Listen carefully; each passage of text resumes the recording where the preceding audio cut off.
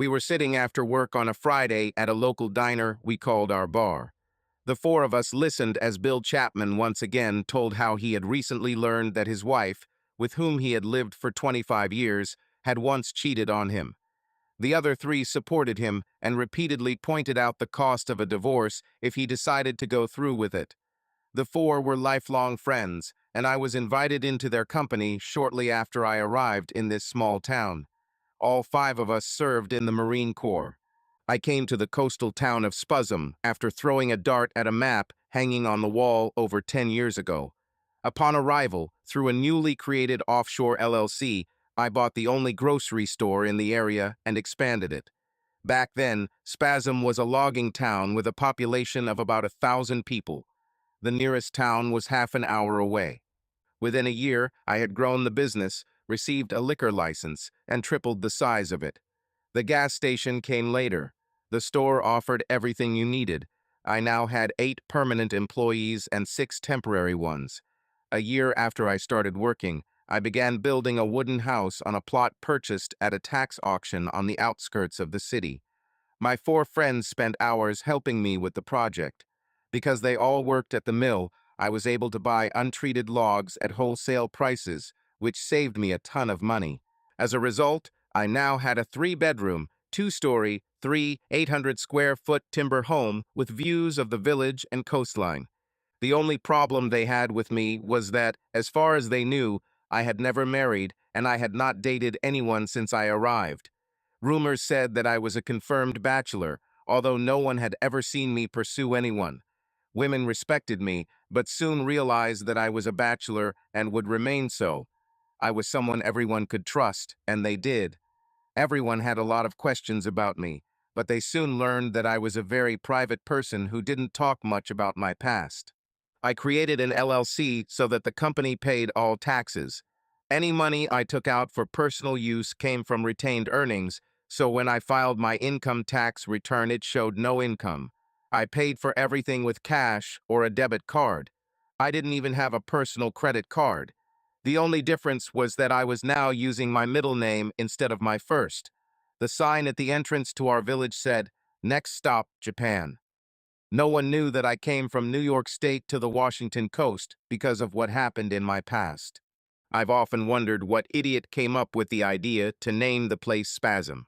After the second beer, we parted ways because Bill's eldest son was returning home from university that night with his fiancée. Bill's wife drove to Seattle to pick them up. We were all invited to a barbecue on Saturday to celebrate his graduation and engagement. Bill wanted to be sober and wait for them. After all, he didn't want his future daughter-in-law to think that he was just the town drunk. Stephen had been hired by one of the largest investment firms in New York, so we all knew how proud Bill was. I arrived last, as usual, fearing that the wife of one of my friends would again try to set me up with someone else. They treated it like a game because they were dying of curiosity whether I liked men or not. Their ignorance only fueled their interest, so I tried to be the last to arrive and the first to leave.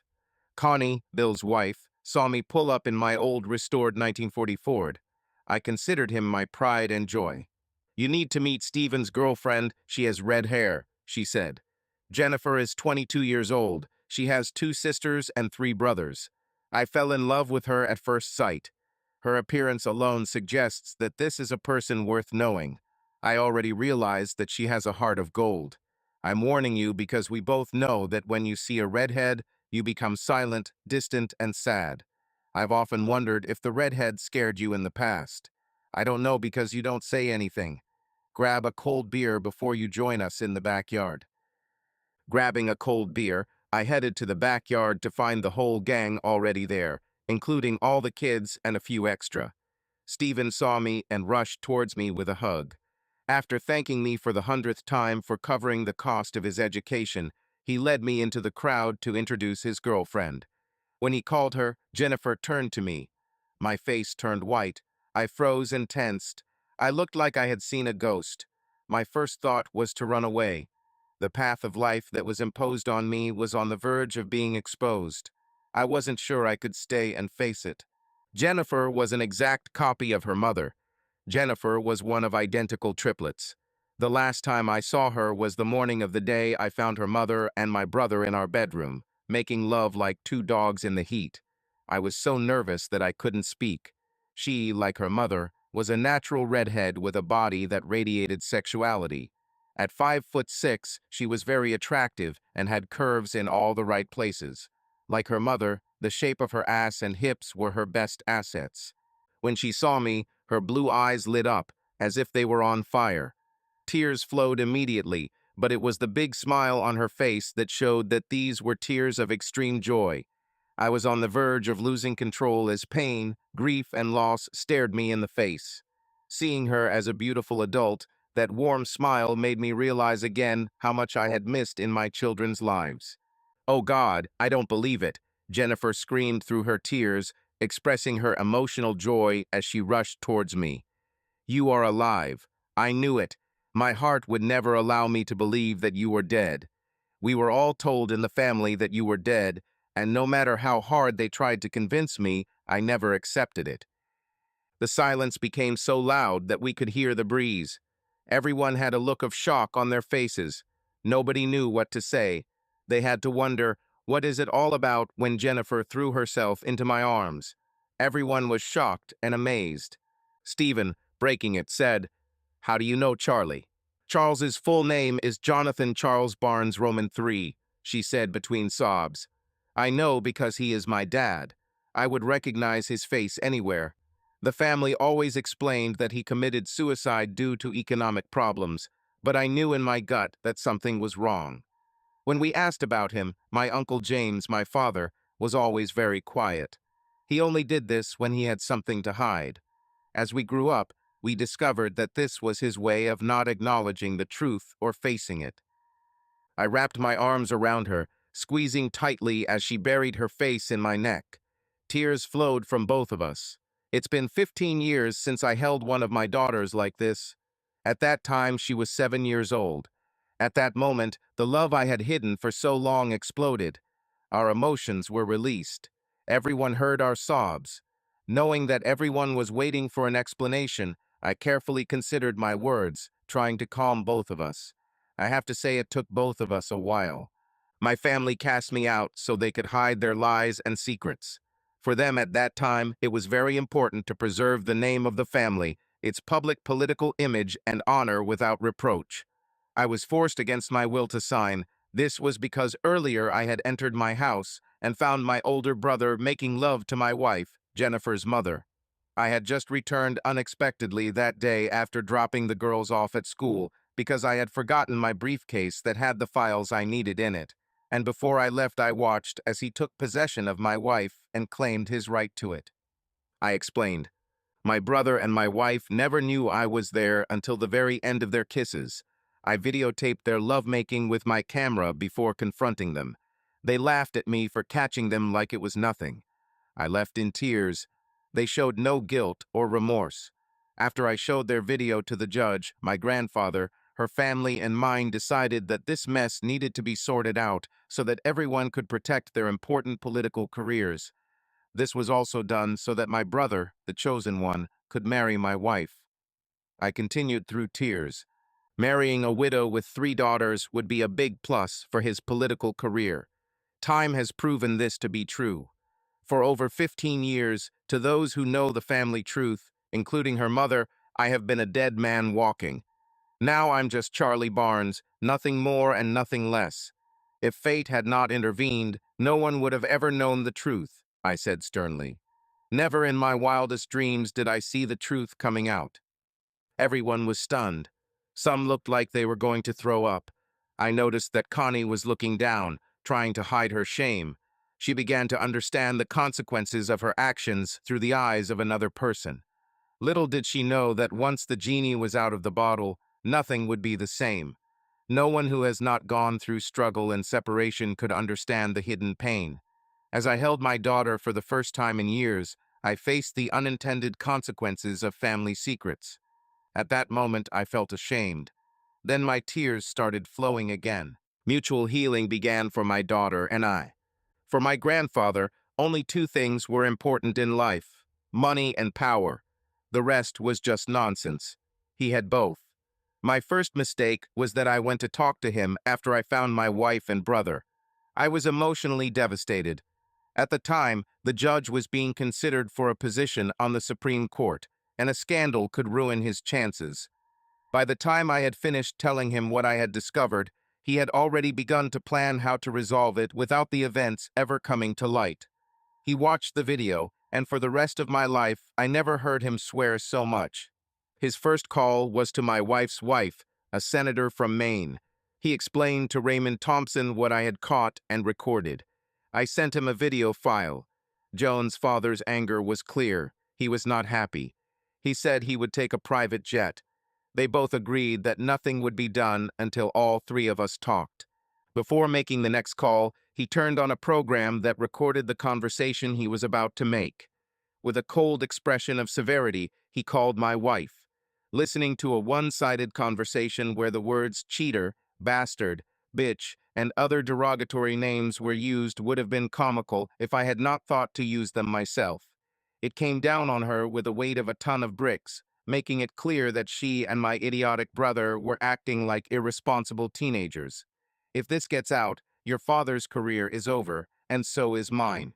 Nothing would happen, Joan, if you learned to keep your legs together. It wouldn't be a problem, but James, his family, and the media will make a big deal out of it. My grandfather said that journalists would shout about the incident on the front page. Putting his finger to his lips to silence me, he put the phone on speaker and then asked Joan if her three daughters were really mine.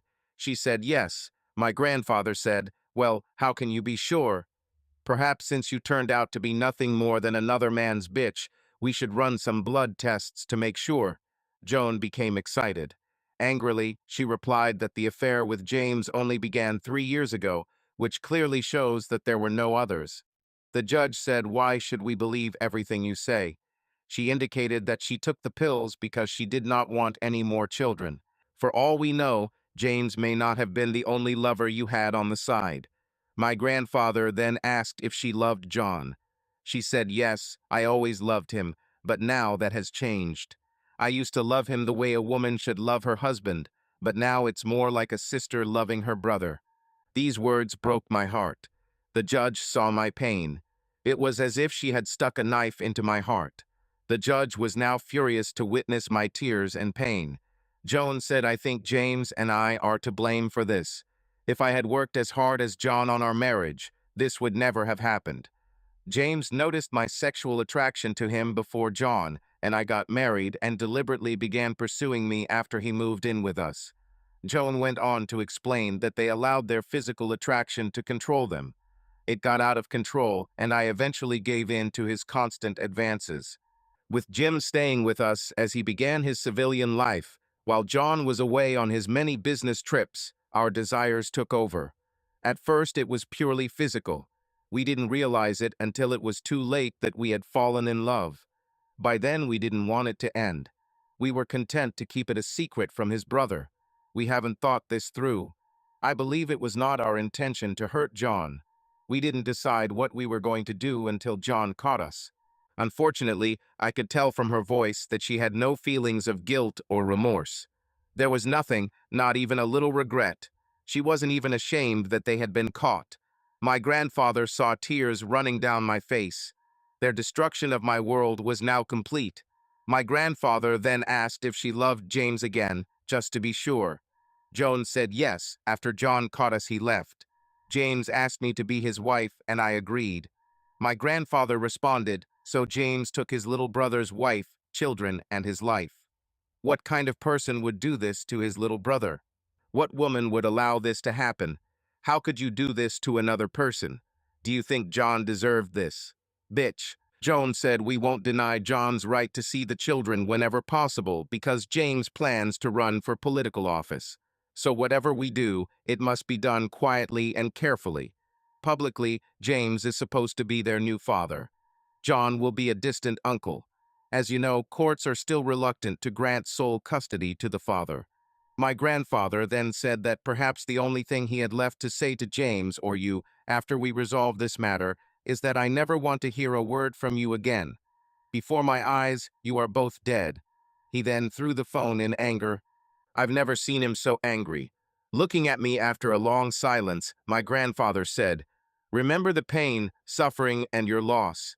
They made it clear that you were written out of their lives and your own. It's better for everyone now if you were dead, because that's how they perceive you. What they flush down the toilet means more to them than you do.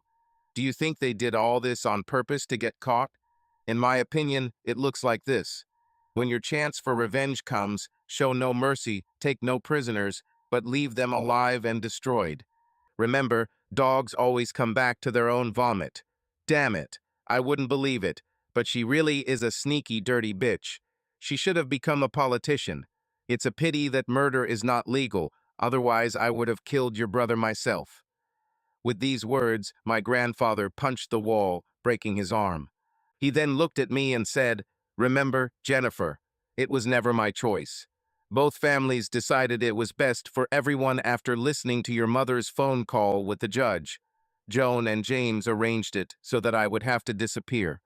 The accounts to which they promised to transfer the money to me never actually existed, which raises suspicions that they wanted to kill me." She then said she was going to call my dad at his office and give him the phone. I could hear his office door closing as my father said, "Hello." I replied, "Hi, Dad."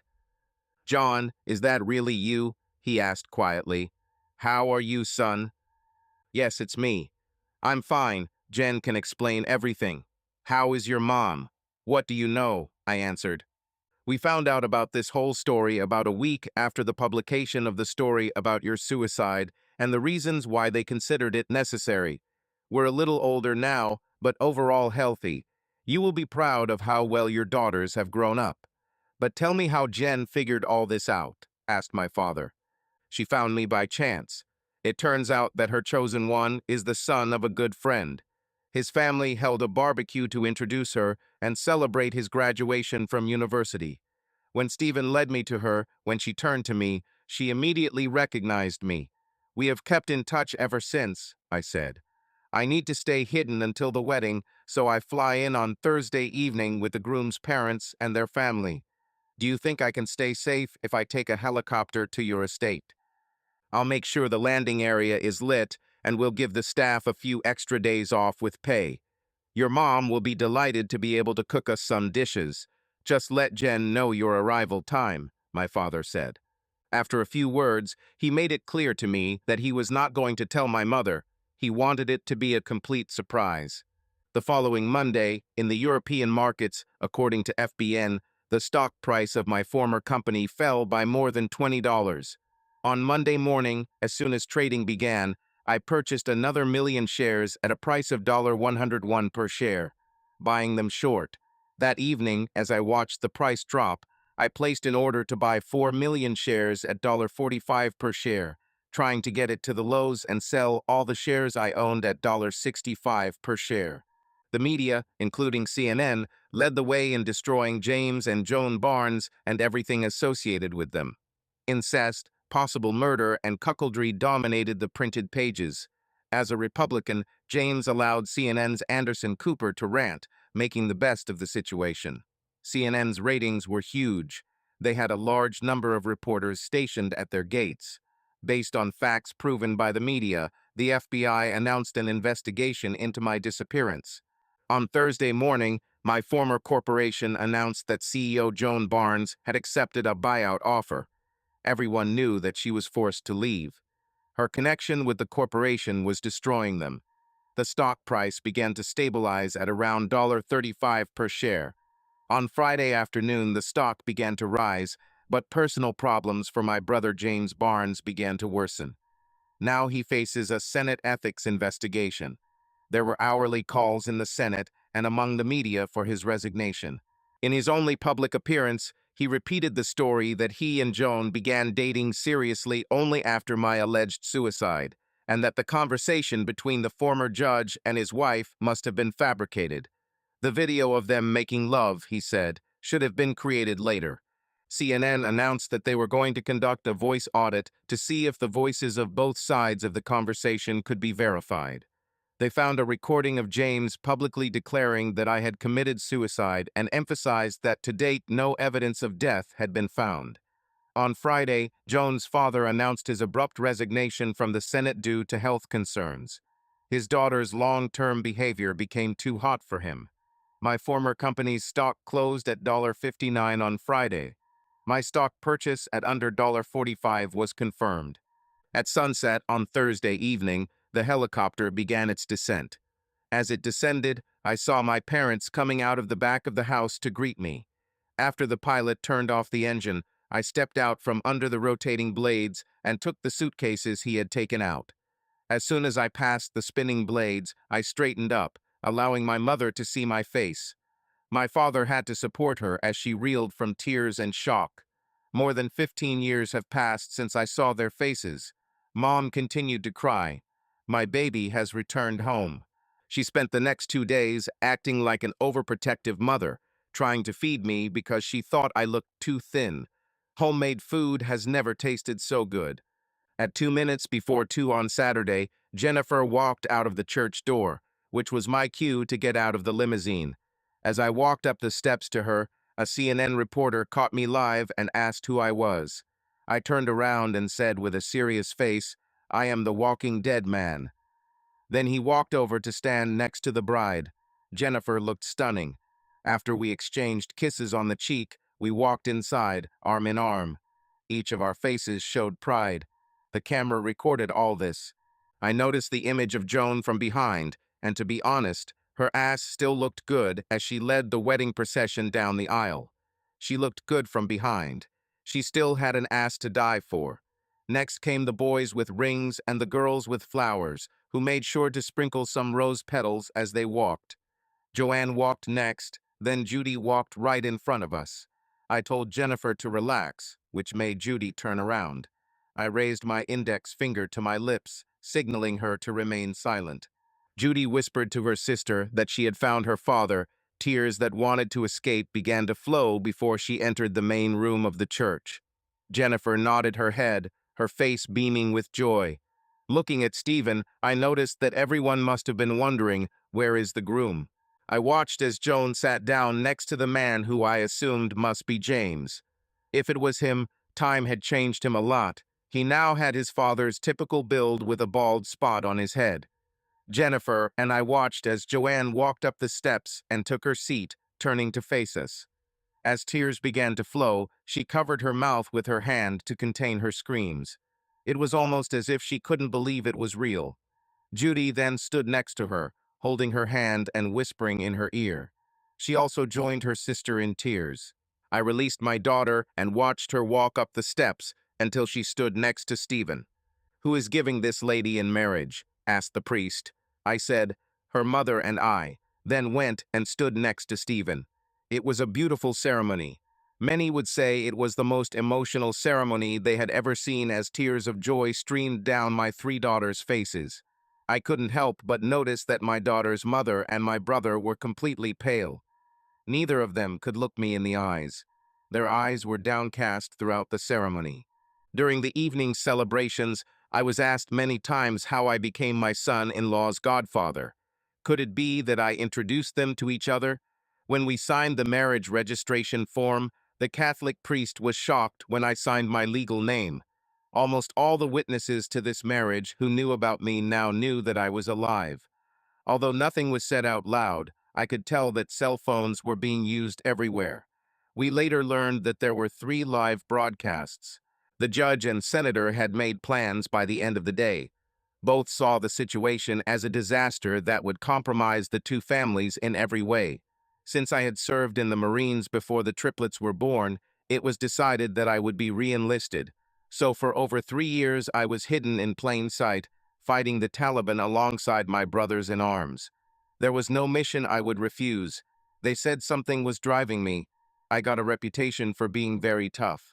But it was a low-quality body armor, which in the end did its job. As a result, I had 8 gunshot wounds on my chest. I barely survived. After receiving my dismissal papers, I was no longer a major. I went to the Cayman Islands to reorganize my accounts before deciding what to do with the rest of my life. The judge and my grandmother met me there on the family estate. It was my grandmother's idea that if I couldn't decide what to do, I should take the opportunity to throw a dart at a map and see where it would take me. This stupid sentence brought me here. The congratulatory line was fun. Judy and Joanne stood on either side of me. They made the most of introducing me to everyone. Pride shone on their faces. However, I felt uncomfortable in a tuxedo. Joan and James were the last to go. Stephen was polite, but Joan was not, because she seemed to be in complete shock. "Mother," said Jennifer, "you should know that Dad didn't find me, I found him. I was the one who released all the information about what you both did. Dad reluctantly gave me copies so I could prove to my sisters what really happened. He had no idea what I was doing. What James and you did to all of us is unforgivable. I decided that this had to be fixed. I had to prove that he was not the loser you made him out to be." Joan was furious. Her anger made her want to scream, but she held her tongue and left without saying a word to me. James stood there for a few seconds, looking at me, trying to understand me. "We need to talk. We need to deal with this, John," James said softly, looking at me and trying to decipher my thoughts. "I'm already working on it," I replied without extending my hand. James looked at me in shock, as if he had no idea. "I will treat you with the same compassion you showed me. And we all know that he was not there. You created your own bed, now live in it," I said in a cold voice. "I will be interested in watching the consequences." We stood and watched as the couple walked out the door. My three daughters saw a big smile on my face. Steve said, "Oh, something's brewing." I just laughed, knowing that as soon as they walked onto the steps of the church, they would be handed summonses. Joan will be served with a summons for divorce on the grounds of adultery. James for alienation of feelings. The media will record this again. Their nightmare will only get worse. It was time to head to the park for a photo shoot for the wedding album, so we, the wedding procession, climbed into a large limousine. Along the way, sharing a glass of champagne, Jennifer explained everything to her sisters, who held my hands tightly. They were surprised to learn that Jen had spent 2 weeks with me getting to know Stephen's parents. My three daughters have grown up to be very beautiful ladies. They made me proud. Jen explained how we went through all the things I had collected about her over the years. Jen said she was under the impression that I knew more about her than she remembered about herself. Then she added that I have the same full folder for each of them. "It proved to me," Jen said, "that he never stopped loving us." The only awkward moment during the photo shoot was being photographed with all the parents. All five of us. We got around this by placing Connie and Bill in between the others, and the fact that three of us were hard to get to smile. James and Joan were not in the mood. Their world was falling apart quickly. My identity was now revealed, and the media had a real celebration. Everything they thought they knew was being reconsidered. As always, the Democratic media made mountains out of molehills. The wedding dinner was beyond all praise, and when it was time for toasts, I, as the best friend of the groom and father of the bride, walked with tact. I explained it honestly, sharing how, thanks to his good parents, whom I consider best friends, we had developed a close bond, and how I saw him as the son I never had. I talked about some of the funny situations we found ourselves in and how they brought us closer together. I admitted that I was completely surprised when he introduced me to his fiancée. I concluded by expressing my hope that they would grab hold of their dreams and hold on to them. My mother's face glowed with pride. When Stephen stood up, I almost cried. He began by saying that it is rare for a groom to say that his father-in-law is his best friend. Jennifer's father paid for my higher education and advised me in many difficult situations. It was a shock to all of us that day in June when I learned that John was Jennifer's real father. I will never forget my father's words when he said that I was lucky to have Jennifer as my wife. To both of my fathers, I want to say thank you for making me the person I am. When the bride and groom began their dance, they took over the entire room. To date, I have never seen a more beautiful bride. Judy and Joanne wouldn't let me leave the dance floor, both wanting to share as much time with me as possible. Apart from my mother, they controlled all my time. The master of ceremonies came on stage to announce that it was time for the bride and her father to dance. Before we begin, with permission of the bride and groom, I would like to turn the microphone over to General David Bloomberg. The general stepped forward. He said he came to present 3 medals to Charlie in the helmet. I had to laugh. Charlie, wearing a helmet, was a major in command of a platoon of SEALs, he said. They set off on a mission that remains classified to this day, only to find out upon arrival that it was an enemy trap. Our intelligence was completely wrong. The 2 platoons sent with them were also trapped. They were surrounded. Every fighter rewatching this failed mission said it was like a modern-day Custer's last stand. After 2 days of fierce fighting, when our forces were on the verge of exhaustion, the order was passed down the line to load our bazookas to the limit and pass them along the line. The average Marine might carry one of these with all of their gear. Charlie, putting on his helmet, took off all his clothes and equipment. He remained only in a bulletproof vest, helmet, boots, and underwear. Everyone around him was telling him that he was crazy, but he told his deputy, "Win or lose, if we don't take the risk, we're all going to die. Since I am already a dead man going to everyone I love, I must give my people a chance to survive." He loaded his body with 2 such bazookas, threw a few into the aisle, put on his helmet, took a cigar between his teeth, got up, went out into the clearing and opened fire. His first shot hit the ammunition, causing several explosions and forcing the well-hidden enemy to flee. After a few shots, he turned around and fired a few more shells at pre-selected places on the slope. He was wounded 23 times while still firing before he fell, but only 8 of them were serious. The enemy's actions were disrupted by his actions, and they fled like cowards. Every man who served with him still swears that he alone saved all their lives. So I'm here to present 2 Purple Hearts and 1 Silver Star to Major Jonathan Charles Barnes, Roman 3. I only wish I could do it in front of his people. I walked up and the general attached them and then saluted. My parents and 3 daughters were very proud. My daughter Jen finally took me to a father-daughter dance. She chose an old 60s song, "Your Daddy's Home." It was a very emotional dance for both of us.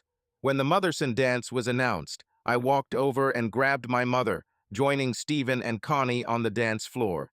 It was clear to see how much this meant to her. It was written all over her face. Later, the bride and groom disappeared to change into her leaving clothes, and when they returned, Jen found an envelope lying where she was sitting, addressed to the bride and groom. Inside was a cashier's check for $2 million with a note that read, "Follow your dreams." Jen started crying when she saw my signature on the check. I slept until almost noon on Sunday and went to bed around 6 in the morning. After the wedding reception, Judy and Joanne dragged me to a Chinese restaurant that was open all night for a midnight dinner. Both girls wanted some alone time with their dad. Before we parted ways, we exchanged phone numbers, current addresses, and arranged for my sweet daughters to come to my home for a couple of weeks. After I went to the restroom, shaved, and showered, I got dressed in my usual clothes: jeans, a white t-shirt, a denim button-down shirt that I left undone, black socks, and cheap sneakers from Walmart. Brands and fashion didn't impress me. I felt the richest when I dressed like that and drove my old Ford. I was a simple man who led a simple life. When I came downstairs, the house was full. Mom and Dad, Bill and Connie, their 7 children, and my 2 daughters. Connie told my daughters how I saved their marriage and explained how for 10 years all our friends had been trying to figure out if I was straight. Your father, although not a religious man, had the patience of Job. He never gave us any trouble when we tried to get him a date. It shocked us all when Jen called him Dad because we had no idea. Until that moment, we thought that the most important thing in his life was his 2 black cats. After greeting everyone, I went to the kitchen for coffee and lit a cigarette. Mom joined me in asking what I wanted to eat, and I told her 6 pancakes, 3 soft boiled eggs with runny yolks, and 4 slices of bacon. She was delighted and began to take out the frying pans. The cooks moved out of the way, knowing that she was cooking for her son. Dad came in while I was sitting to tell me the news. The media made a fuss. The headline in the New York Times read, "Dead Man Walking Alive." CNN told the story of my military service and interviewed those who served with me. Most of them were surprised that I remained alive after being shot down. My father found it funny when one of them remarked that the only thing not to say to Charlie was that it was impossible, because he always found a way to do it. He liked to irritate his bosses. As a leader, he pushed his team only as much as he pushed himself. Under his leadership, we all became better people.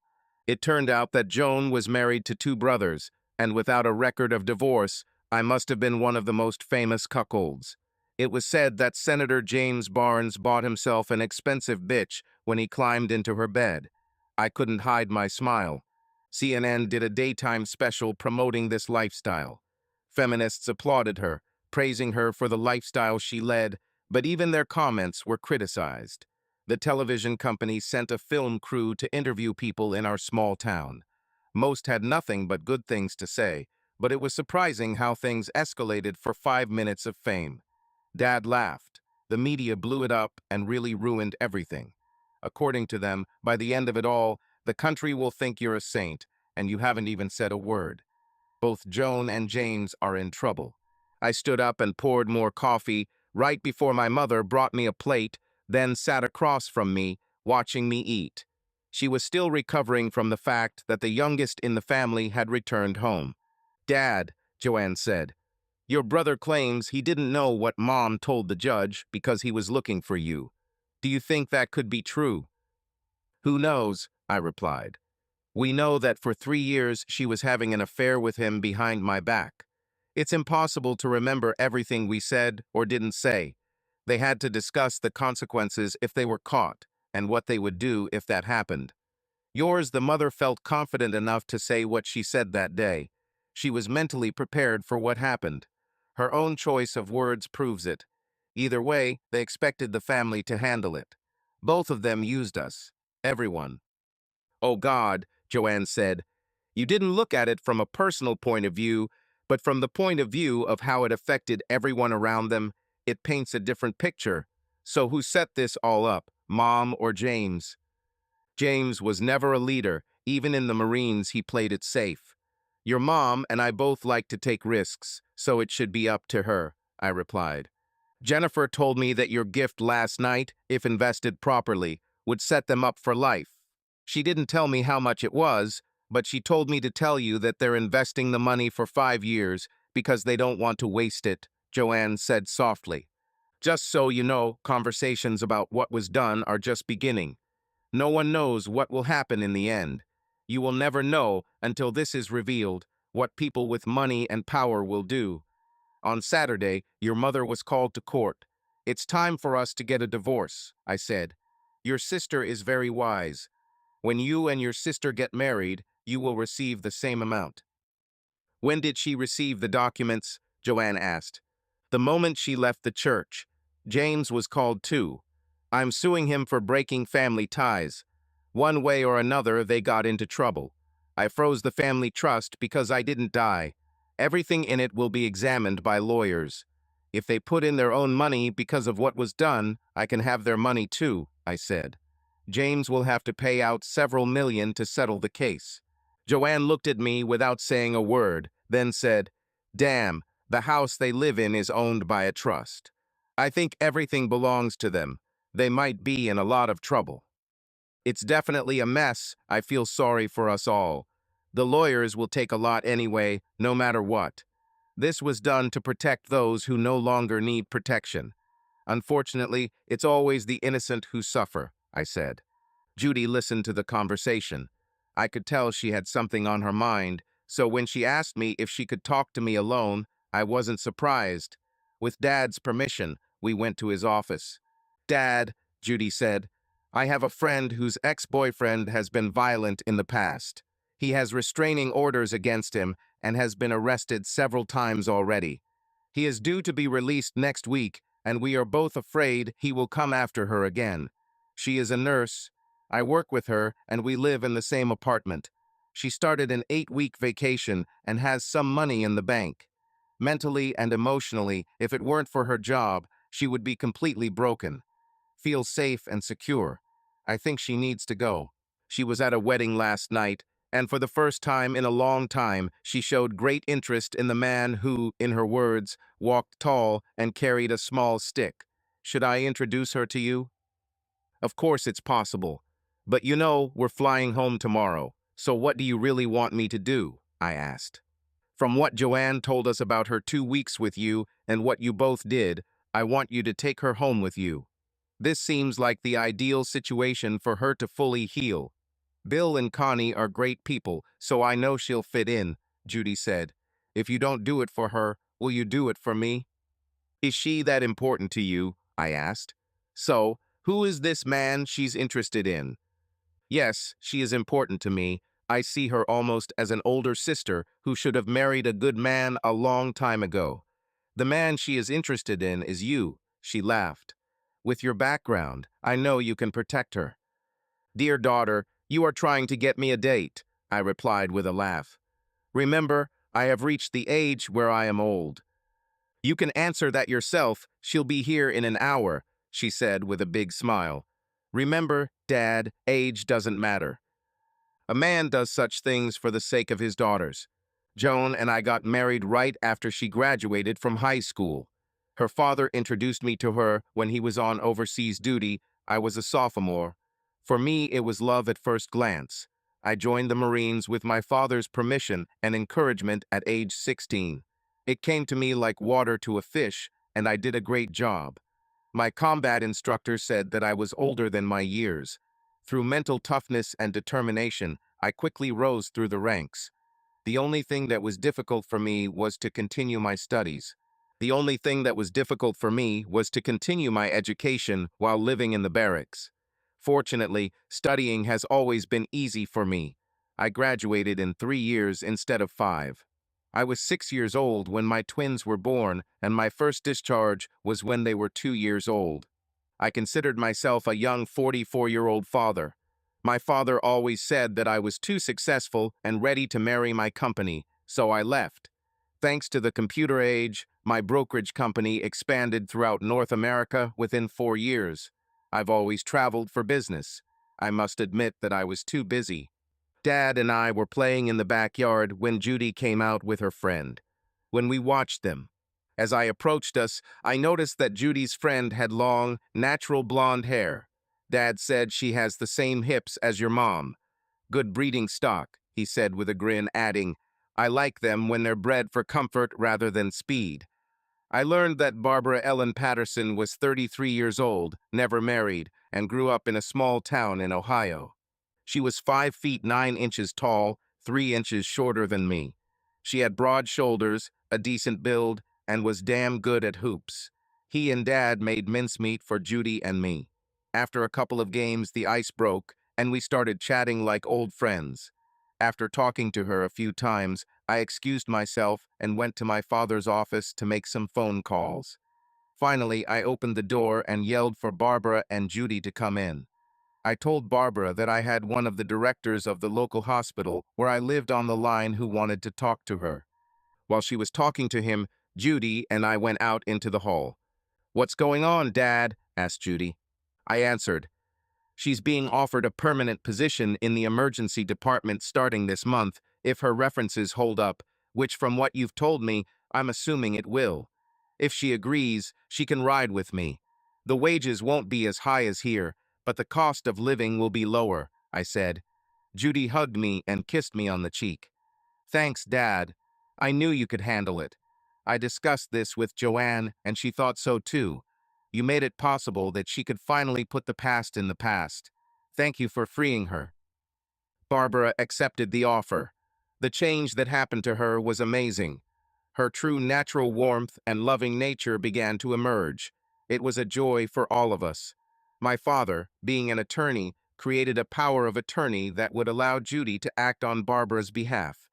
I suggested that Barbara create a new email address and send it to everyone who would like to stay in touch, telling them that she would send them her new phone number through that address and update them through the new email address within a week.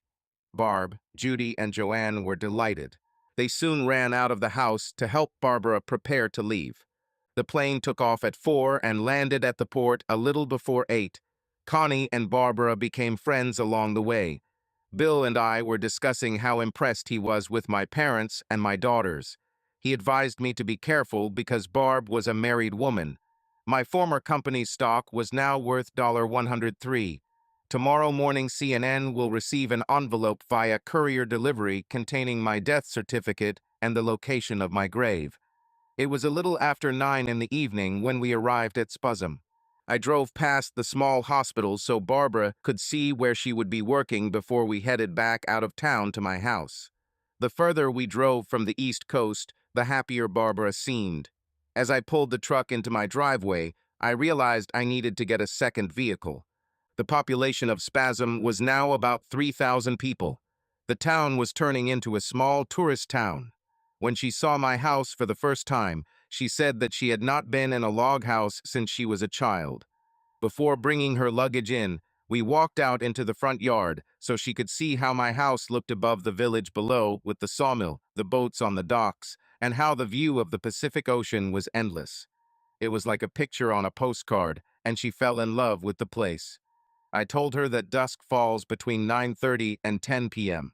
When we entered the house, I told her that she was the second person to stay at my house. Neither of us knew then that she would never leave. I woke up before Barbara on Tuesday morning.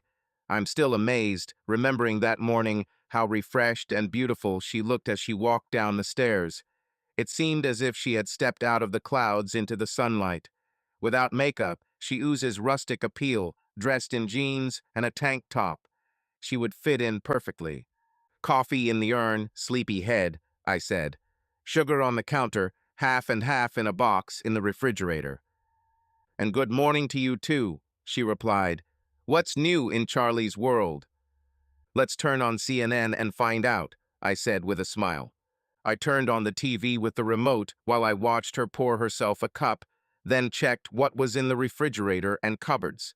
She stated that we needed to do a lot of grocery shopping if she was going to cook. I heard her say to herself that it was a beautiful house, but it needed a feminine touch to transform it from a bachelor pad into a home. It reminded me of what my mother used to say.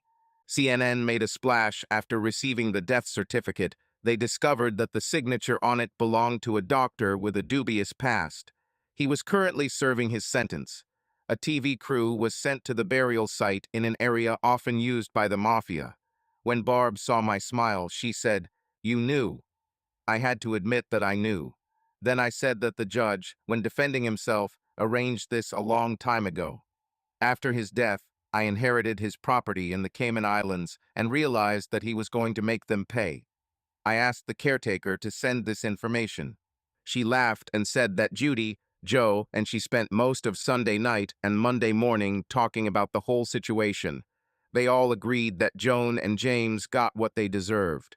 All your daughters seem to hate what their mother did. Your daughter has made it clear that if I hurt you, she will hold me accountable. All three of you think you're walking on water, Barbara said. I had to promise Judy daily reports on how we were getting along. After breakfast, let's go to the port so you can get your Washington state driver's license, apply for your nurse's license, and do some big grocery shopping if that suits you. There's a Golden Corral there so we can have lunch early, I suggested. Sounds like a plan for the day if we can include a visit to the hospital so I can go to HR and fill out an official application, she replied, handing me her phone. I need you to put our legal address in the notes so I have it. After we stopped for coffee before heading out, she asked if she could drive. I allowed it, and she had a smile a mile wide. She operated the clutch as if she had been doing it her whole life. When I said I was surprised at how well she was doing, she explained that she had been driving tractors since she was 9 years old. If you live in the country and don't drive a manual car, that's like saying you'll never be successful. We did this after lunch and then visited the local government office where she was told that her new licenses would arrive within a week. Then AT&T, then Walmart. The products we bought filled the truck, we overloaded it. I didn't expect to buy a new set of copper non-stick pots and pans, a full set of cookware for 12 people, or new cutlery. Her explanation was that my pathetic kitchen equipment showed that I simply wasn't cooking, which was true. While she was in the hospital HR department, I called my insurance agent, so our last stop was the local Jeep dealership where I purchased a new, fully loaded Jeep 4x4. My insurance agent faxed proof of insurance so we could drive home with it. She led him home, following me all the way. When we got home, she let me unload the groceries and then told me to get out of the way and leave her alone so she could organize the kitchen properly. As soon as the Dawn dishwashing liquid was unpacked, she began cleaning every cabinet before unpacking anything. It was as if she was setting up a new home. I watched her in wonder as she organized the kitchen, making it her own. I should have seen the warning signs, but I was blind. I went into the living room and turned on the news. If it weren't so sad, I would laugh. They found my burial place and asked if I was alive, who was buried there. Only the FBI could answer this. I heard Barbara's phone ring and listened to her talk, realizing it was Judy getting an update. So I yelled, "Tell Judy you haven't fucked me yet." Barb did so and then yelled back, "Your daughter says you can be a real jerk." I laughed. I knew I was too old for her, and that was the end of it. It was almost 10 o'clock at night when she finished. To celebrate, I poured us both a large glass of homemade blackberry wine and watched the city lights twinkle below until we retired to our separate beds. I woke up to the smell of frying bacon. When I came down, the coffee was ready. Barbara was wearing a full-length dressing gown with a nightgown included. I noticed it was hand-stitched and asked how long it took. She replied 2 months later, "But how did you guess?" I answered because this quality cannot be bought in a store. She smiled and said that she loves men who notice little things. Breakfast was almost ready. 6 pancakes, 3 runny eggs, and 4 slices of bacon for me with warm, pure maple syrup. I asked how she knew it was my favorite. She said that my mother told her, but I would have to put the eggs on the pancakes myself. She laughed. So I asked her what else my mother told her. She smiled, saying that it was up to me to find out. I smiled and thought to myself that I could get used to this. I told her I was going to stop by the store and pick up the license plates after I paid the taxes on the Jeep. She said it was okay because she found a tape measure in my toolbox in the kitchen and was going to measure the windows for the curtains and blinds. Before I left, she kissed me on the cheek and said, "Remember, dinner is at 6, and it will be like that whenever I'm not working." Then I realized that she was trying to turn this place not just into a place to sleep, but into a home. I returned at noon and bolted the license plates onto the Jeep before going inside. Barbara gave me good news. The FBI began excavating my burial site that very day. We both wondered what they would find. It turned out that my death certificate was issued the day before I re-enlisted. CNN broadcast it live. I received a message from the lawyers asking me to call back. It turned out that Joan wanted a quick divorce and that the trust matter be dealt with separately. She did not contest the grounds for divorce. They believed that by doing so, the time frame for granting a divorce could be reduced since she had already remarried. I told them to continue. Barb said I was doing the right thing. She said she had finished measuring and that we needed to discuss raw materials and prices. I asked, "Why?" She replied, "Because this city is growing, and soon other houses will be built here that may allow them a direct view of your home. Plus, finishing up the house will increase its value." Over the next 4 hours, we discussed each room and ordered items online. After I spent 10,000, I asked her if she expected me to hang them when they arrived, and she said yes, it was a man's job, but she would help. She decided it would be best to contact Judy, and we were glad she did. Judy had inside information about what was found in the coffin. Wrapped and sealed with bubble wrap for protection was a sealed envelope from FedEx. Once it was opened, it contained a note that read, "Next time, James and Joan, when you try to kill someone, make sure the person you hire is competent." It was signed by me. When I heard this, I burst out laughing. When Barb got off the phone, she asked for an explanation, and I told her that before I left, the judge made me sign a bunch of blank pages, as if I were signing a letter. What they found had to be one of them. Barb was just about to start dinner when I received a call to let me know that all my friends and their wives were on their way to welcome Barb to our community. I told her not to worry about starting the preparations because we had a full house waiting for us. They wanted to welcome Barb to our village and group. Looks like Connie spread the word that I was bringing a stylish lady, and my daughters approved. All the women wanted to meet the woman who could attract my attention. They joked all night that they needed to see it with their own eyes. Charlie has finally found a girlfriend. Within 10 minutes, the group had all arrived. I proudly introduced Barb to everyone. We had a country potluck dinner: fried chicken, baked beans, cheese chips, potato chips, fries, coleslaw, fresh rolls, 2 cases of beer, and pecan pie. All the women liked Barbara's choice of tableware. After the introductions, she quickly fit in, talking to the women about the curtains, blinds, and rods they had ordered, saying they should arrive on Friday. It was decided that on Saturday afternoon, we would all get together and hang them, but she insisted that they not bring anything because she would cook food for everyone. Early on Thursday morning, we went to the Ace supermarket in the port. Barb wanted to buy a large gas grill, deep fryer, and smoker with the necessary cylinders. We also purchased an 8-seat patio set with 8 additional chairs and arranged for next-day delivery. I bought pre-cut wood to build a couple of tables. On Friday morning, I started building her an outdoor cedar table that, when folded, would sit against the back exterior wall. When in use, it served as the main counter for people getting food. I painted it to match our log home and protected it the same way. She really liked it. Thank God Ace put it together in advance. It saved a lot of time. They arrived with their ladders at noon on Saturday, and the 5 of us guys quickly installed the ladders in all the rooms. We left it to women to hang curtains. I had to admit to everyone that Barb has a great sense of style and design. This made her smile. What we did made the house a lot better, and I accepted that. I laughed because Barb blushed. Bill noted that I would need a garage and storage area for patio items before winter arrived. I had to admit he was right, but if I was going to do it right, I wanted a protected passage with a vestibule for coats and boots, all made of logs. Barb said we needed room for 2 freezers. I sighed.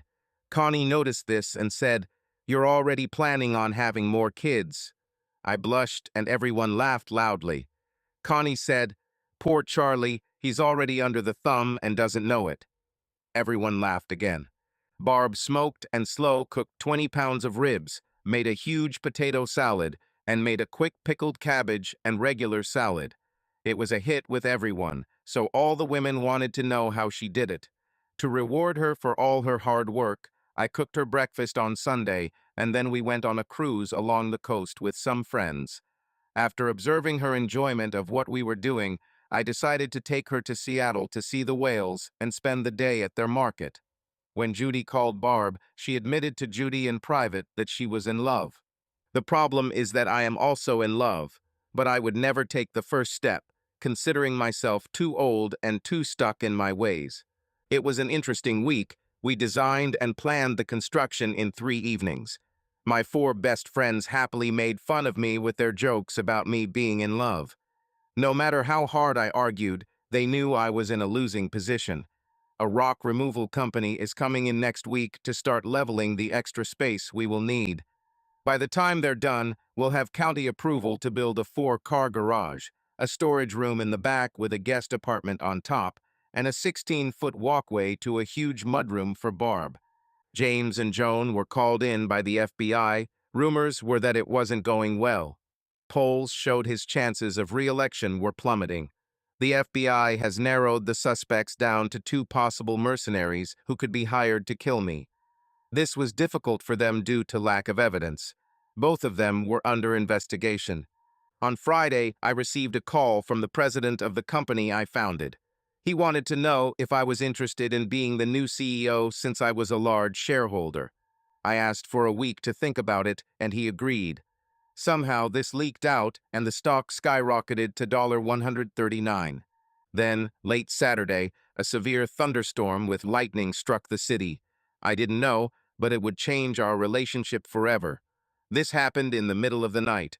I was lying in bed, listening to the heavy rainfall pounding on the metal roof of my house, when the door to my bedroom opened. At that moment, a huge lightning struck. Barb walked in wearing a very tight, almost see-through, low-cut night dress that barely covered her private parts. She was a vision that I would see in my dreams. I pretended to be asleep when she pulled back the sheet and climbed into bed with me. Her body trembled with fear. As soon as the next thunder roared, her body pressed closer to me. I could smell the sweet smell of fresh soap on her body because she took a shower before bed. The smell of lavender filled my nose. Body to body gave me an instant erection. Turning sideways, she threw her leg over my hips, wrapped her arm around my chest, and rested her neck on my shoulder. I haven't felt a woman this close in years. I was a nervous wreck. When she raised her head to kiss my cheek, I turned my head towards her and our lips met. The gentle kiss turned into a slow, lingering one, with tongues being exchanged. Once it started, we couldn't stop. Emotions fueled our desires. Our cold hands explored each other's bodies. We sought each other's pleasure. By connecting our bodies, we discovered our own personal dance. It was a night of wonders and whispers as we both made up for lost time. It wasn't just sex, we made love. She captured me, marked me, won my heart and soul. In the afterward, we acknowledged our feelings of love to each other. It was almost 10 in the morning when hunger demanded that we get out of bed. I went downstairs and turned on the coffee machine, wearing only my pajama pants. While I waited for the coffee to be ready, I cleaned out the urn and poured hot water into our cups to keep them warm. I had just finished this when the doorbell rang. It was FedEx with a special delivery from my lawyer. This was my divorce certificate. The court waived the waiting period due to extraordinary circumstances. I was a free man. Barbara walked down the stairs, her face glowing with satisfaction. Her phone rang, and she answered. After a few seconds, she burst out laughing. After a short conversation, she ended the call. "It was Judy," she said. "She asked me one thing." "What did she ask?" I asked. "She asked if I could start calling her mom," she replied before kissing me. "You just had to tell her, didn't you?" I laughed. Barb said that I should have told her that she should make the first move because I would never do that. She was right. I poured us both our morning coffee and walked over to the kitchen table, blending mine just the way I liked it. Barb liked her coffee black, so she picked up her cup and walked towards me, but stopped when she saw the letter from my lawyer. She took it and read it.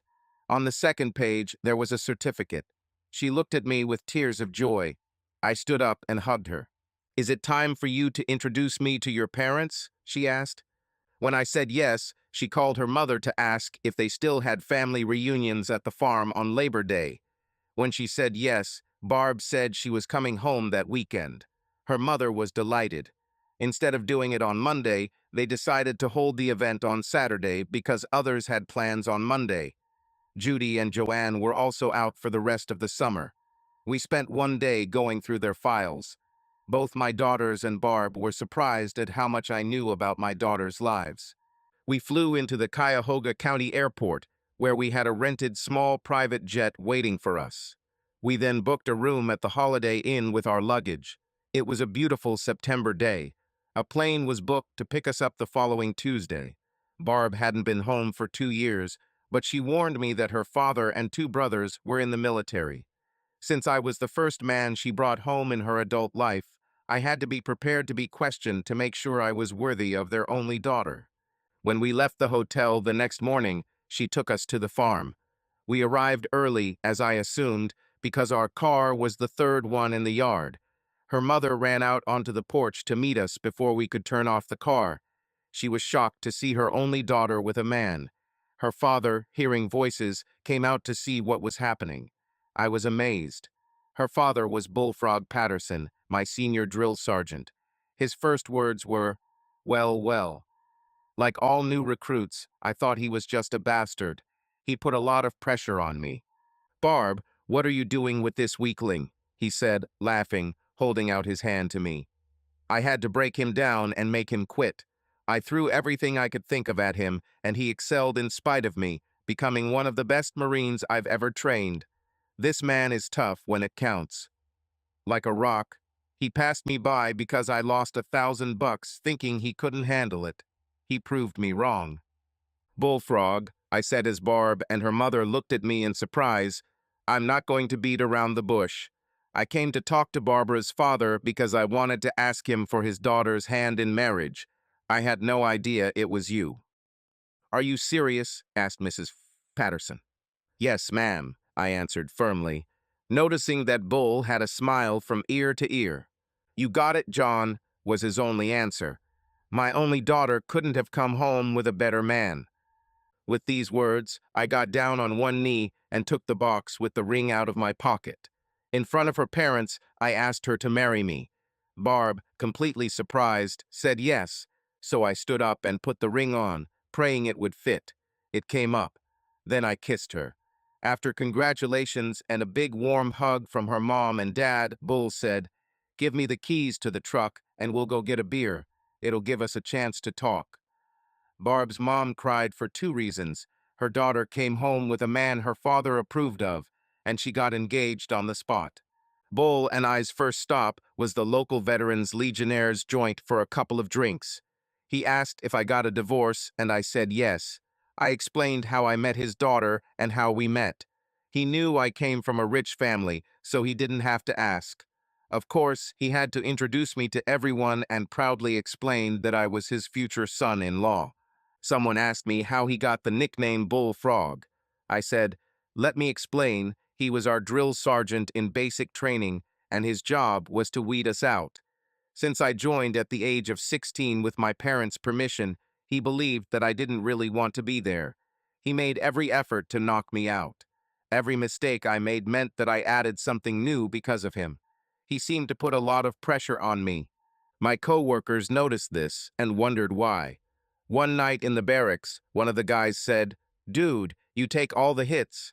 Think about him," I replied. "Well, he reminds me of a bullfrog sitting on a log catching bugs. The problem is that in his eyes, I am a beetle." The guys loved it and began to call him his box frog, and this stuck. We dropped a couple hundred by buying beer and rye. I knew that if he had his way, by the end of the day, I would be so drunk that I wouldn't be able to drive. When we returned, the yard was full of cars. We took some beer and rye to the house, then drove his truck around the house and parked it to use the beer as needed.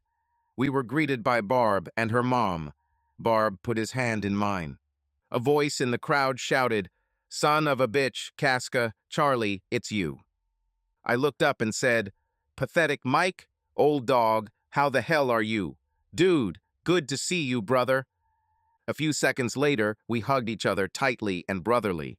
We both immediately realized that we were still good friends. Bull looked at us and said, "Do you know each other?" "He's the best tachometer I've ever had," I answered with a big smile.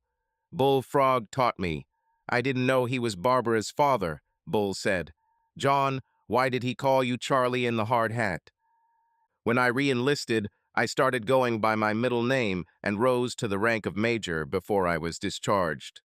I answered, "I got that name from my SEAL team during my last mission." "So you're that tough-ass Charlie who saved my son's life?" He summed up. Mike and I both said yes. Barb came and stood next to me and whistled to get everyone's attention. She introduced me to everyone as her friend. Then he said that my mother had something to say before we continued with the party.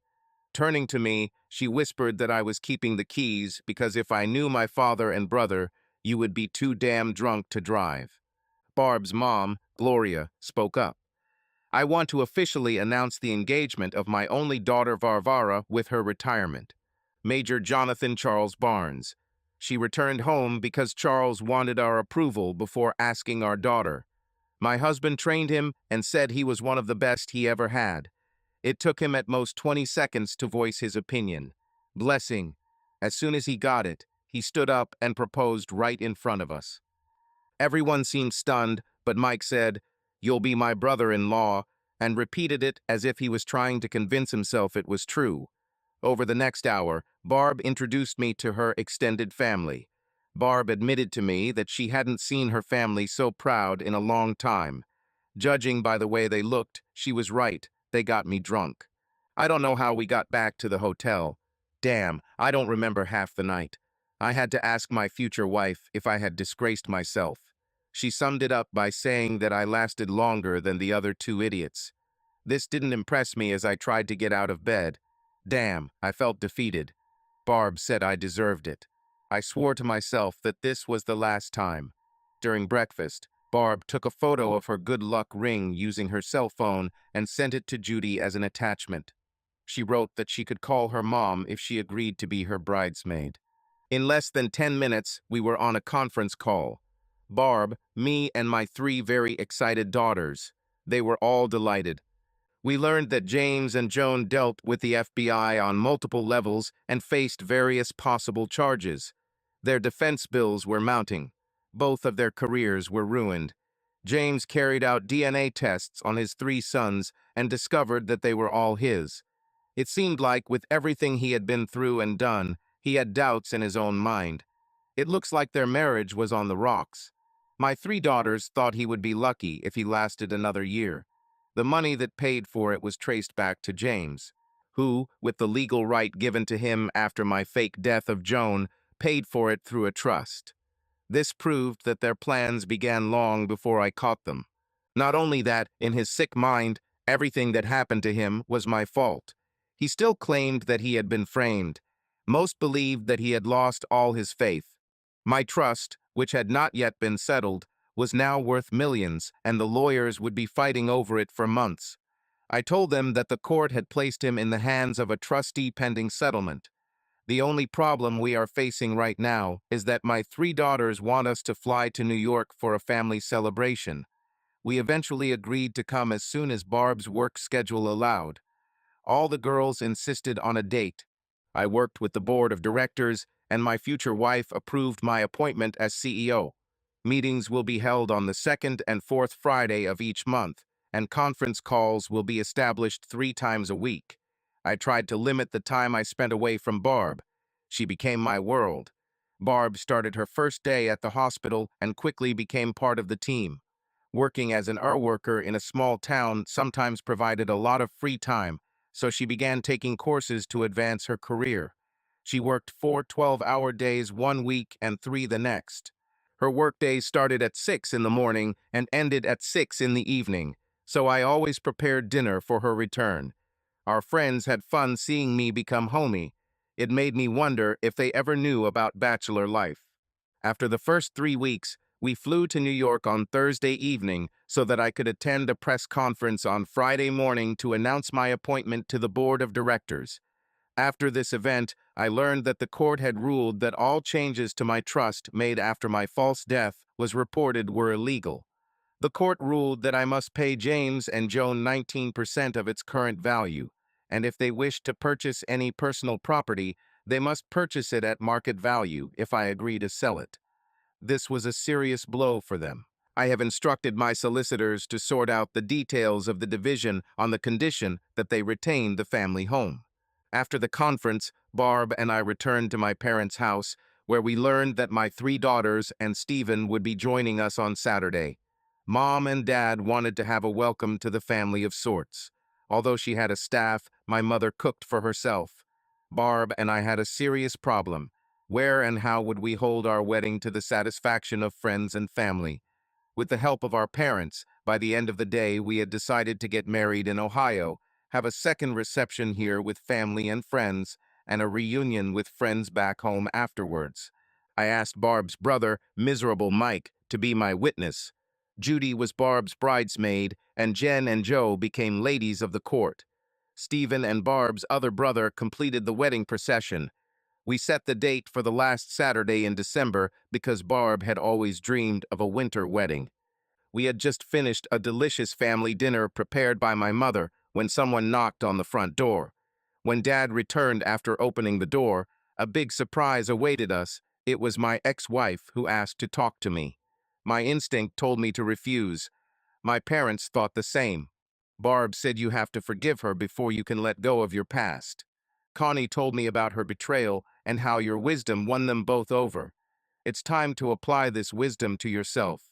I went into my father's office for a few minutes before calling Joan. Joan, I said, before we begin, I want you to hear the last words I heard you say many years ago. I was in the judge's office when he spoke to you. Notice your tone of voice and what you said then. For your information, I just sent a statement to CNN confirming that I was there when the judge recorded this and listened to the conversation through the speakers while you spoke. Joan's face turned pale. Now she realized that I knew the whole truth. The media never reported the entire conversation. I excused myself to get a stiff drink so she could hear her own words in privacy as I heard them that fateful day.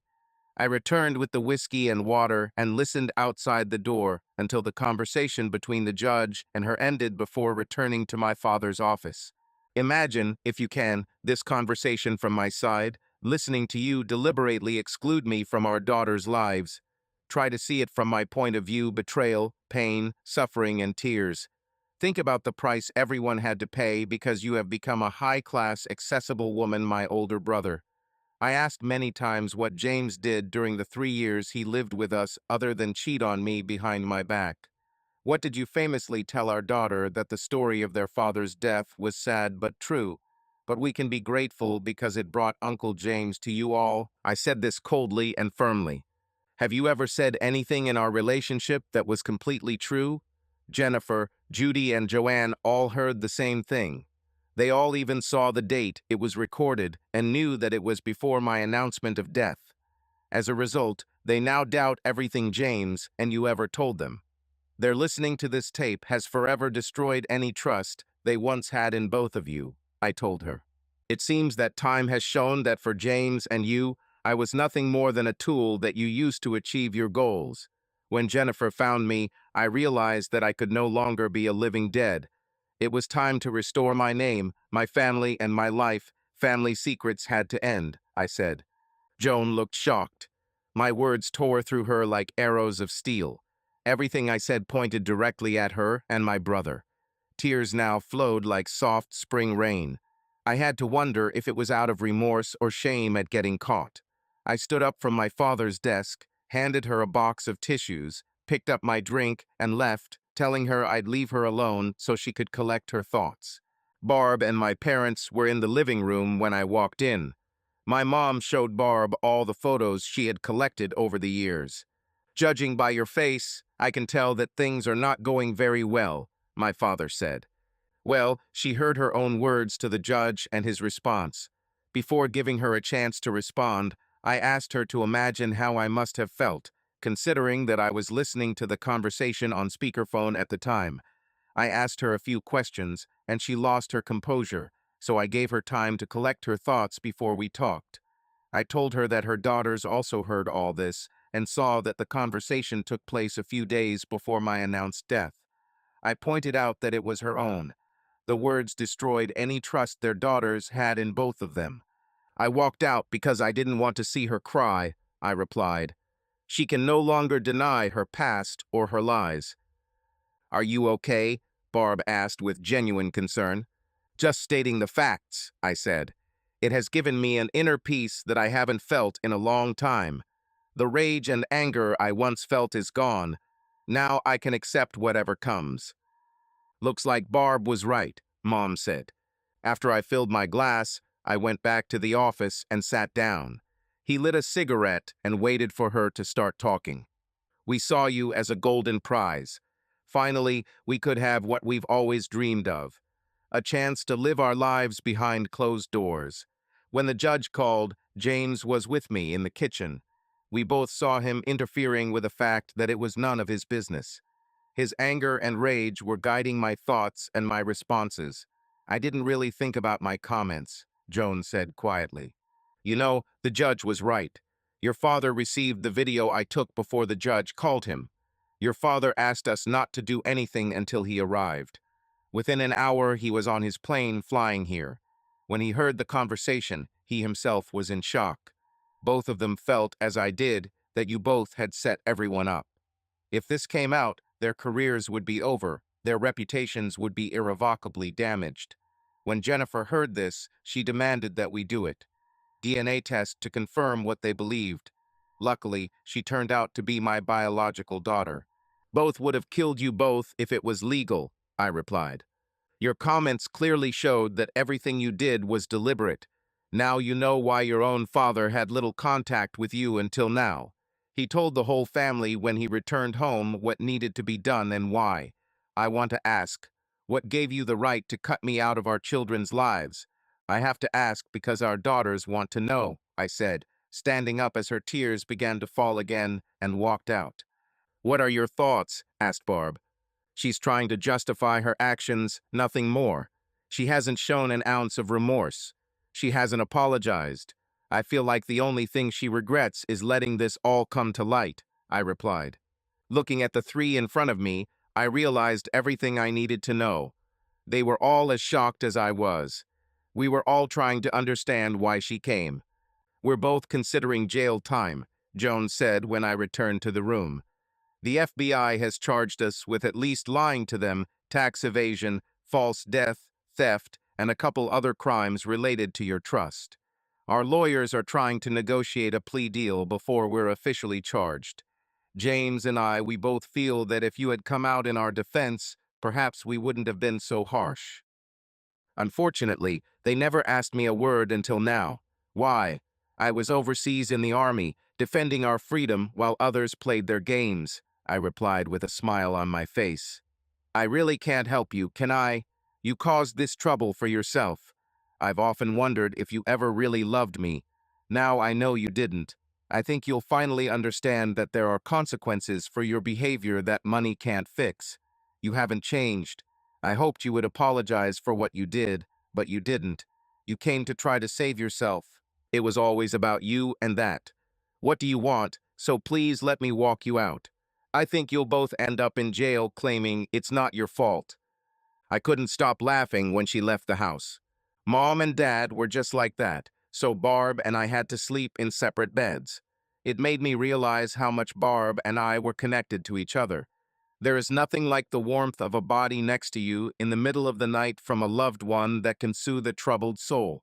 It was a night of restless sleep. It made me appreciate how much we have become one. At about 2 o'clock in the morning, Barb climbed into my room. When she said she couldn't sleep without me, it brought a smile to my face. I replied that such moments make us feel young. When she lay down next to me, I hugged her. When she saw the tears in my eyes, she asked why. I replied that I finally understood what it means to have a loving wife. It became a memory that we will cherish and cherish for the rest of our lives. My words hurt her because Barb started crying. I calmed her down with gentle kisses. I need to know right now, she asked. How do you feel about us having children? I thought for a moment before answering and then said, children have a unique way of keeping the hearts of the aging young. If you can accept the fact that I will be in my 60s when our last child leaves home, I don't see a problem if we have more than one child. It's probably time we started working on this, she said, and so we did. In the morning, Dad was already on his feet when I went downstairs. The entire downstairs floor was filled with the aroma of freshly brewed coffee, which reminded me of my childhood. This was always his morning routine when he was at home. I agreed that coffee brewed this way was richer and tastier than modern drip coffee. Good morning, Dad said as I walked in to grab a cup and join him at the table. I want to thank you and Barb for ruining the night. What? Was my answer. Your mom had to wake me up when Barb snuck into your room to ask me what I thought I should do. He laughed. I told her you're both adults and know what you're doing. It'll be fun teasing her about it for weeks.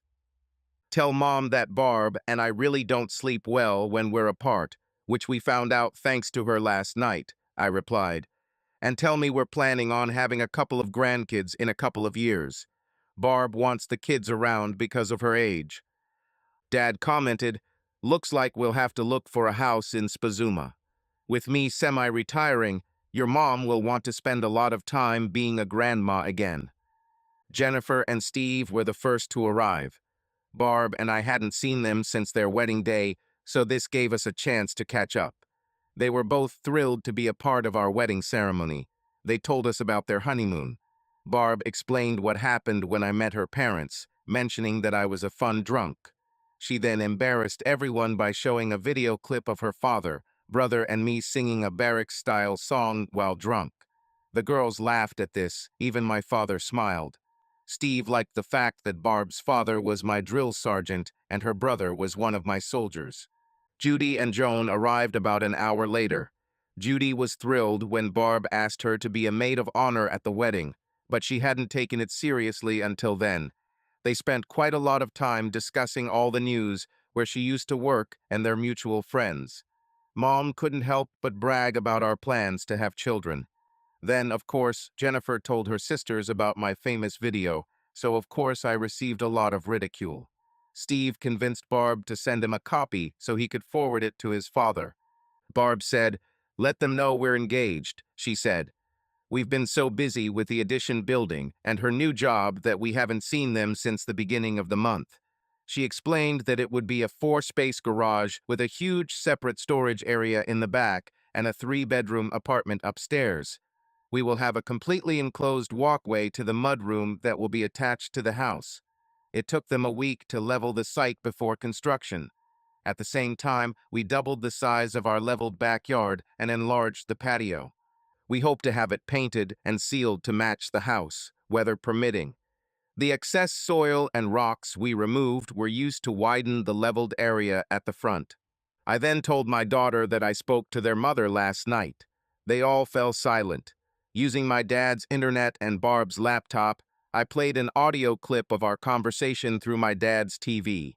I watched as they listened intently to the judge and Joan's conversation, then to our conversation. Afterwards, I realized that my daughters were stunned. "I don't believe it. No explanation, no guilt or remorse. She came expecting you to help them because she felt you owed her something," Joanne said. "You asked her questions that she completely ignored. It's sad that she's so focused on herself that she can't see how her own actions have affected her," Joanne continued. "In her world, everything seems to be about her. Has she always been like this?" I thought for a while and then said, "Before you 3 were born, I would have said no. I remember my first vacation at home after you were born.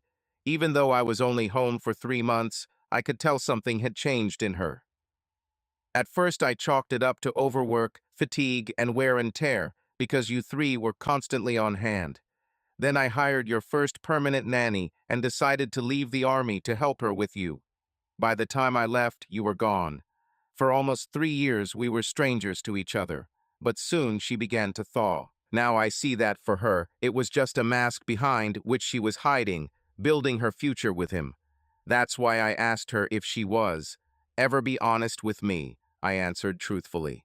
"It sounds like she had a nervous breakdown caused by extreme depression after your birth that she never got over," Judy said. "One of the classic symptoms is personality change, which is the way the brain helps them cope. This may explain what happened, but not her actions. It's sad, but after everything that's been done, this is the last straw. My mother and I are done." Both of her sisters agreed. I thought this was one more thing she could blame me for. I didn't know then how true this would turn out to be. To change the mood, Barb invited the girls to help her choose the color of their dresses.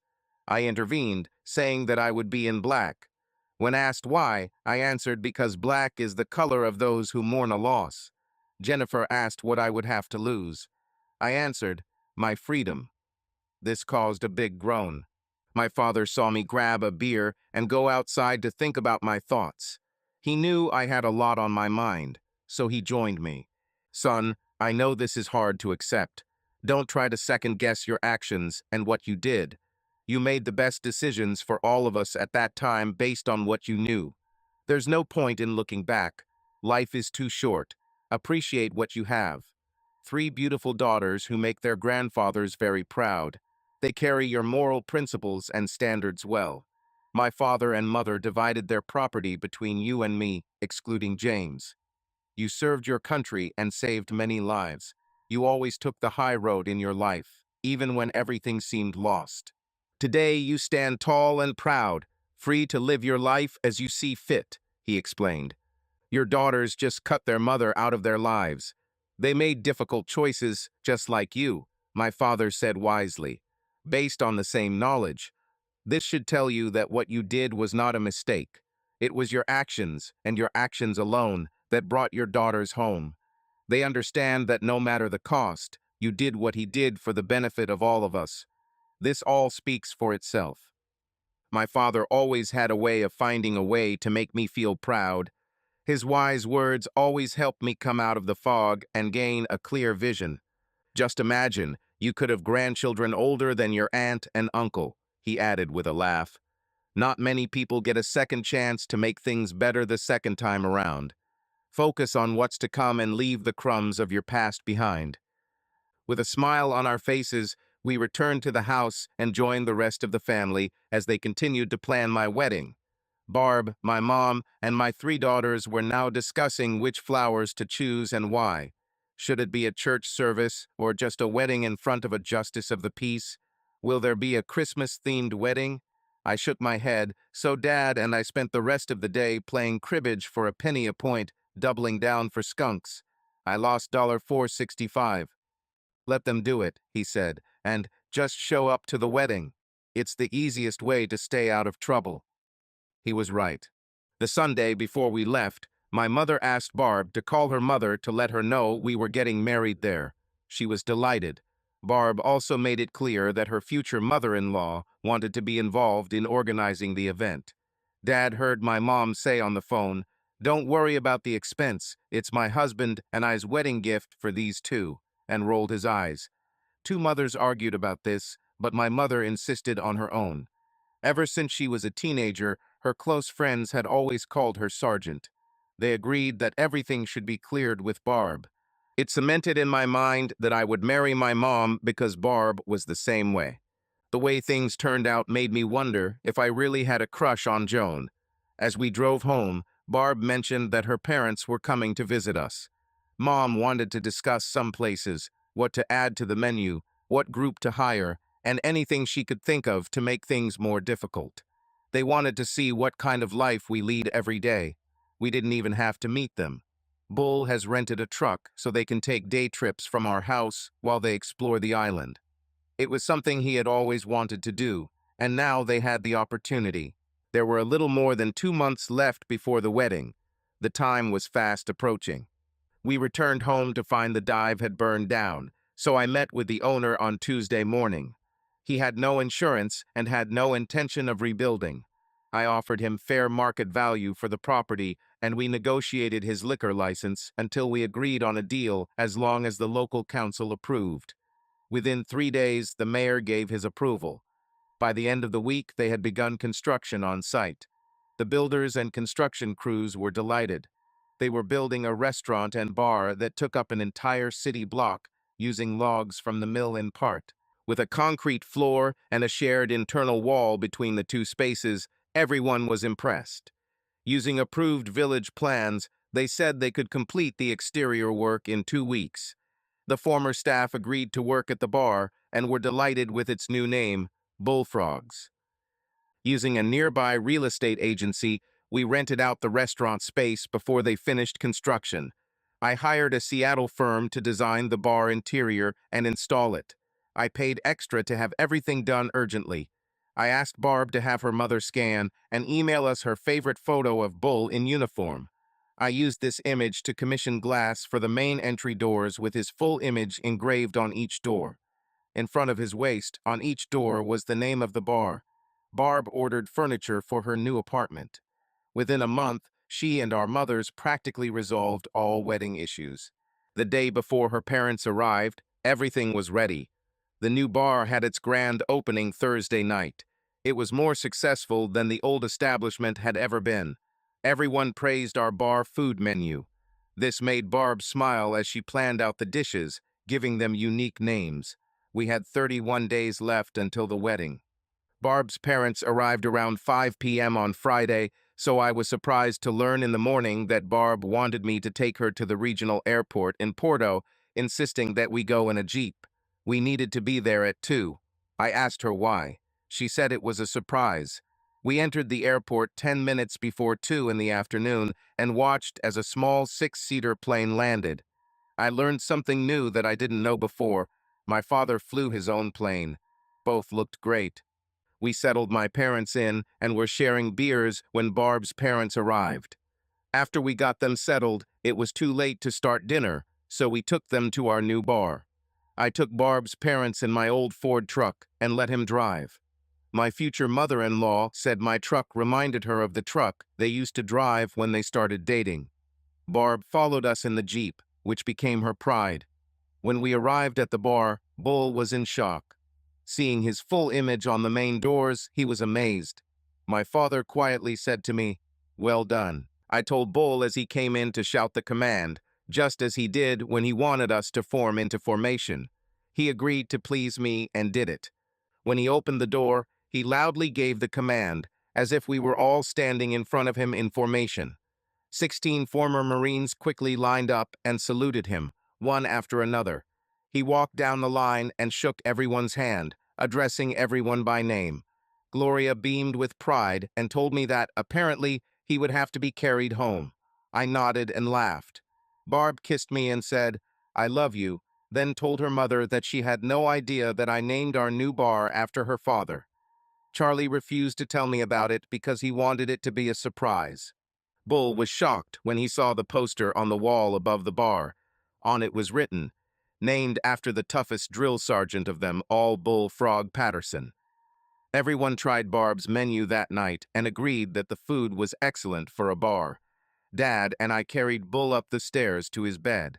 His former charges got him drunk to the point of unconsciousness.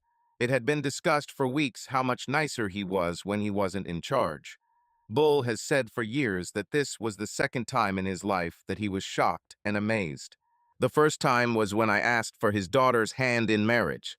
Gloria, my parents, and we were relaxing in the living room, reflecting on the events of the day when she broke the news. Bull was about to retire after 40 years of service and was at a crossroads. Mike was going to take over the family farm at the end of the year, and they were planning to move to the city. Bull took it hard. He still had too much energy and determination to retire. I looked into Barb's eyes and saw her growing concern. "You know, Barb," I said, "if he lived here, he'd be the perfect choice to run the bar." Gloria said, "But where are we going to live since there isn't much affordable housing here?"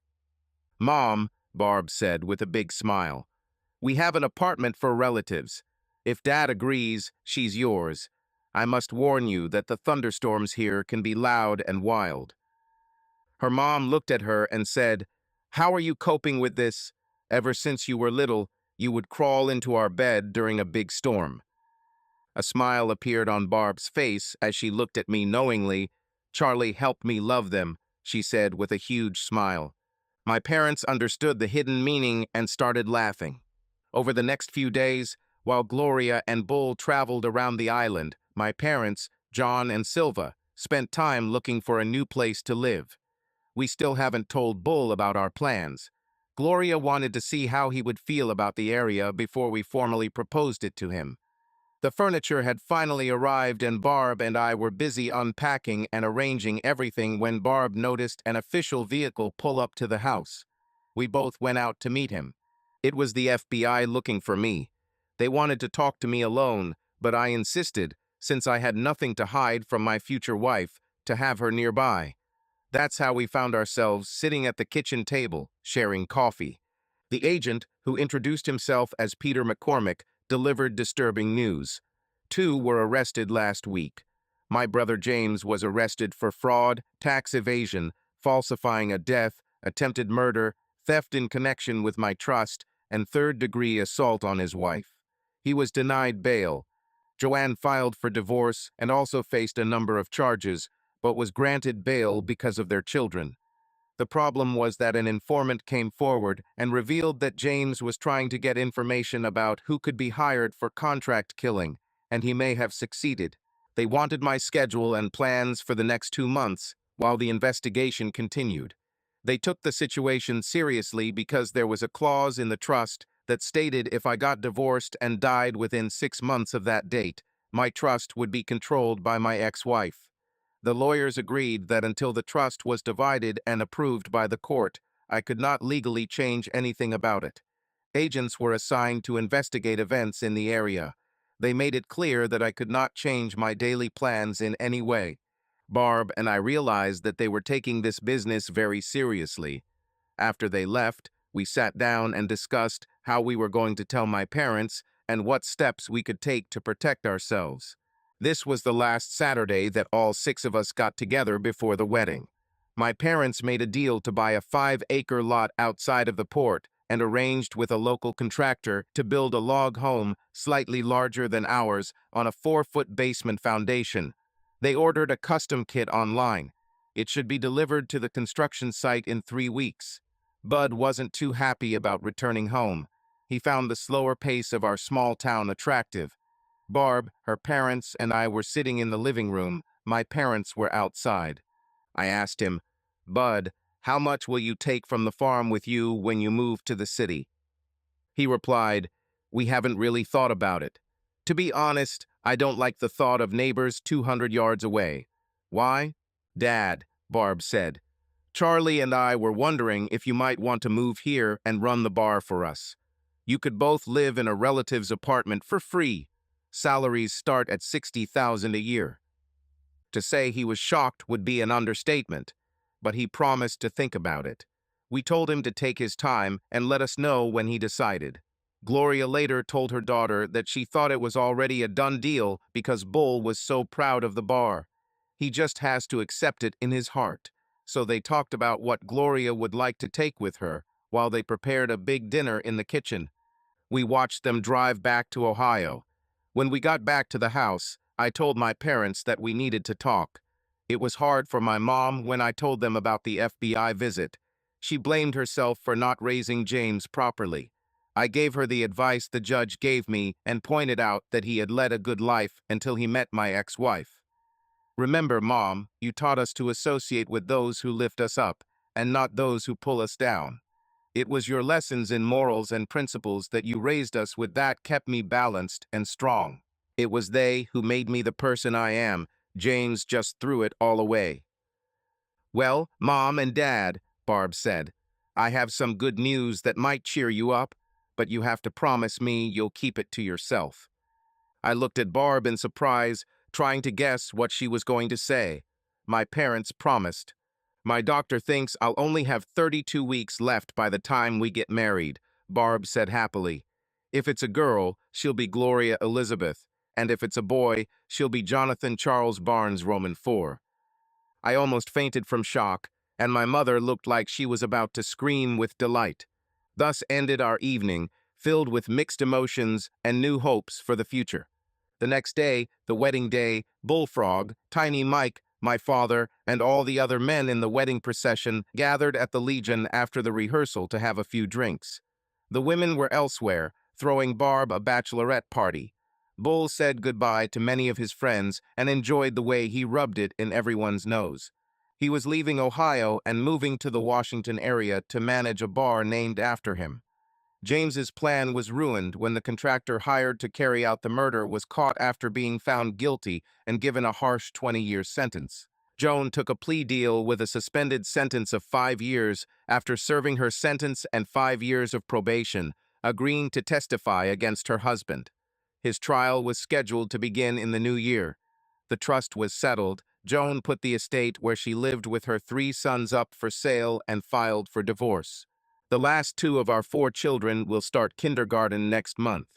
Jonathan was born first, followed 10 months later by Gloria, and then twins Silva and Wilford. Jennifer and Stephen have a boy and a girl. Judy married a Marine from Maine who works for a corporation under my direction. Joanne married Tiny Mike, and they opened Bullfrog's bar near the farm. Life is better the second time around.